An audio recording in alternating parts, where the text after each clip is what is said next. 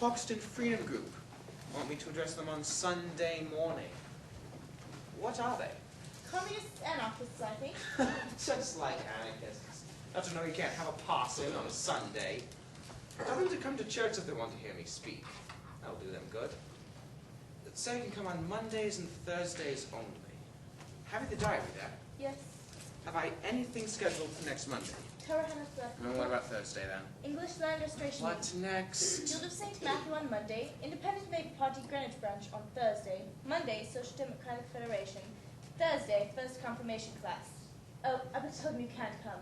There are half a dozen ignorant and conceited costermongers without 5 shillings between them. Ah, but you see, then your relatives are dying. Relatives of yours?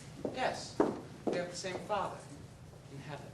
Oh, was that all? You don't believe it? Everybody says it. Nobody believes it. Nobody. Well, come, Miss Proserpine, can't you find a date for the Costas?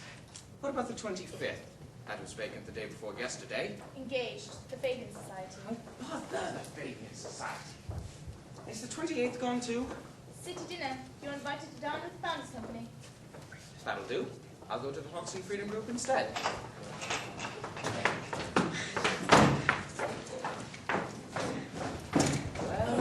Well, Lexi. Late again, as usual. I know. I wish I could get up in the morning. Watch and pray, Lexi. Watch and pray. I know, but how can I pray when I am asleep? Isn't that so, Miss Prosy? Miss Garnett, if you please. I beg your pardon, Miss Garnett. You've got to do all the work today. Why? Never mind why. It'll do you good to earn your supper before you eat it in the way as I do. Come, don't dawdle. You should have been on your rounds half an hour ago. Is she Ernest Morale? Yes, I am going to dawdle today. You don't know how. Oh, don't I? I'm going to have to stay all to myself. My wife's coming back. She's due here at 11:45. Coming back already? With the children? I thought they were going to stay till the end of the month. Oh, so they are. She's just coming back to get a few flannel things for Jimmy and to see how we're getting along without her. But my dear Morale is what Jimmy and Fluffy had with Valentina. See, it's why. Valentina? Rubbish. It was the German measles. I brought it into the house myself from the pipe off the street school. A parson is much like a doctor, you know. Space infection as a soldier mistakes bullets. Just the measles if you can, Lexi. She'll bless you. What a treat that would be. Ah, it's so hard to understand about Miss Morale. My girl, get married. Get married to a good man. Then you'll understand. That'll be a foretaste of what will be best in the kingdom of heaven we're trying to establish here on earth. That will cure your dawdling. An honest man thinks that he must pay for every hour of comfort with an hour of hard, unselfish work to make others happy. And it is true. We have no more right to consume happiness without producing it than to consume wealth without producing it. Be a wife like my Candida. You'll always be in arrear with your repayment. Oh, wait a bit. I forgot. Your mother-in-law's coming around to see you. Mrs. Burgess? Yes, I ran into her in the park, arguing with somebody. She told me to let you know that she would be coming. She hasn't called here in 3 years. Are you sure, Lexi? You're not joking, are you? Yes, sir, really. I guess it's time for her to take one last look at Candida before she goes out with her knowledge. What a good man. What a thorough loving soul he is. All man ought to be fond of his wife and making a fool of himself about her. Oh, Miss Prosy! It's Candida here, Candida there, Candida everywhere. It's enough to drive anyone out of their senses to hear a woman raved about in such an absurd manner, merely because she's got good hair and a tolerable figure. I think her extremely beautiful, Miss Garnett.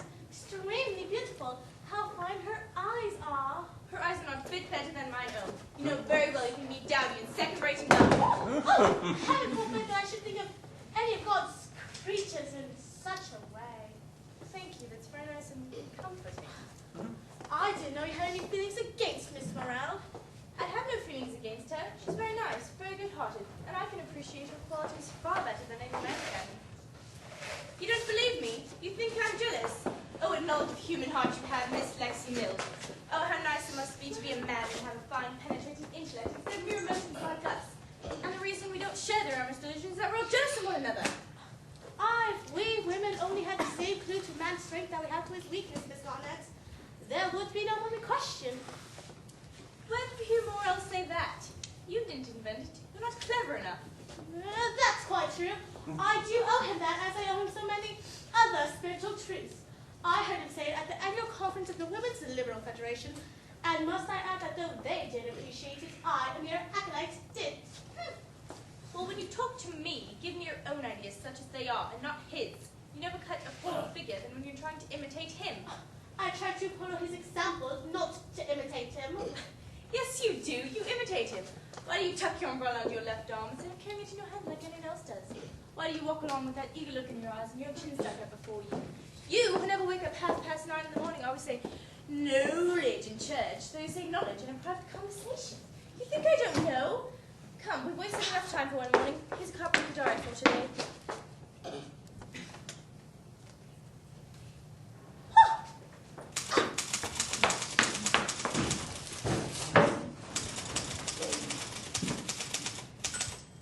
They told me Mr. Morrell was here.